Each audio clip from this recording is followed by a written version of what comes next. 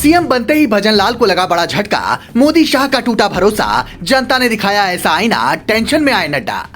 Voting से पहले ही नेताजी को बनाया था मंत्री, अब हार गए चुनाव, रविंद्र भाटी से कनेक्शन जोड़कर समर्थक दे रहे ताना।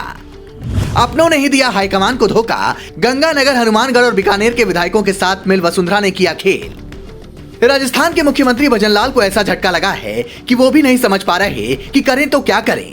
मुख्यमंत्री बनने के बाद ये उनकी पहली अग्नि परीक्षा थी, पर जब नतीजे घोषित हुए तो निराशा हाथ लगी। जिस करणपुर सीट को बीजेपी चुनाव से पहले ही जीता हुआ मानकर चल रही थी, वो सीट बीजेपी करीब 12,000 वोटों से हार गई। जिसके बाद कांग्रेस कह रही है कि बिना चुनाव जीते सुरेंद्र सिंह को मंत्री बनाकर बीजेपी ने जो घमंड दिखाया वो जनता ने तोड़ दिया है। जबकि कई लोग ये जानना चाहते हैं कि क्या अब उनके मंत्री पद की कुर्सी बची रहेगी, तो ये बताएं। उससे पहले सुनिए किन 4 कारणों से सुरेंद्र पाल सिंह की हार हुई। पहला कारण, यहाँ कांग्रेस प्रत्याशी रुपिंदर सिंह कुन्नर को सिंपैथी वोट मिला क्योंकि इनके पिता के निधन से चुनाव स्थगित हुए थे, जबकि बीजेपी प्रत्याशी सुरेंद्र पाल सिंह टीटी जनता के दिलों में जगह नहीं बना पाए। दूसरा कारण, सुरेंद्र पाल सिंह टीटी को चुनाव से पहले मंत्री बनाए जाने से हनुमानगढ़, गंगानगर और बीकानेर के बीजेपी विधायक नाराज थे, इसलिए उन्होंने ना ठीक से प्रचार किया, ना पूरी ताकत झोंकी। तीसरा कारण, वसुंधरा राजे सिंधिया ने भले ही भजनलाल के सिर पर हाथ रखकर आशीर्वाद दिया हो, पर कहते हैं उनके दिल में अब भी सीएम ना बनने और समर्थकों को मंत्री पद ना मिलने की टीस है, ये भी बड़ी वजह है।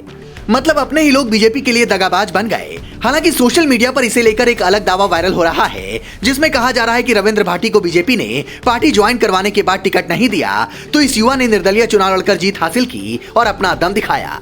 बल्कि सुरेंद्र पाल सिंह टीटी को बीजेपी ने अति आत्मविश्वास में आकर चुनाव से पहले ही मंत्री बना दिया और कई बड़े मंत्रियों ने उनके समर्थन में प्रचार भी किया, पर वो जीत हासिल नहीं कर सके। इसलिए पार्टी हाईकमान को ये समझना होगा कि जनता के दिल में क्या है। हालांकि अमित शाह और जेपी नड्डा की सोशल इंजीनियरिंग या रणनीति पर सवाल इसलिए भी नहीं उठाए जा सकते क्योंकि 1-2 चुनाव भले ही ऊपर नीचे हो जाए, पर बड़े चुनावों में अक्सर वो बाजी मार ले जाते हैं और इसकी वजह है छोटी हार से भी बड़ी सीख लेना। करणपुर सीट पर बीजेपी प्रत्याशी की जिस तरह से हार हुई है, इससे बीजेपी को 3 बड़े संदेश मिले हैं। पहला, 2024 चुनाव में अति आत्मविश्वास में आने की गलती नहीं करनी है। दूसरा, चुनाव से पहले मंत्री घोषित करने वाली भूल किसी भी राज्य में नहीं करनी है। तीसरा, अपनों की नाराजगी दूर करने की हर संभव कोशिश करनी है, फैसले थोपने नहीं है। कांग्रेस हो या बीजेपी हो या कोई और दल, जिस भी पार्टी में फैसले थोपे जाएंगे वहां बगावत के सुर ज्यादा तेज होते हैं और बीजेपी इतने सालों से जिस तरह से सत्ता में है वो इस बात को अच्छी तरह समझती है। इसलिए करणपुर सीट जीतने के बाद कांग्रेस भले ही फिलहाल खुश हो ले, पर उसके लिए असल मुसीबत 2024 चुनाव में शुरू होगी, क्योंकि तब बीजेपी इस हार से सबक लेते हुए अपनी तैयारी दोगुनी कर लेगी। क्योंकि इस बार मिशन सिर्फ जीत नहीं बल्कि 400 पार का है, जिसके लिए प्लानिंग बड़ी करनी होगी। Bureau report, global Bharat TV.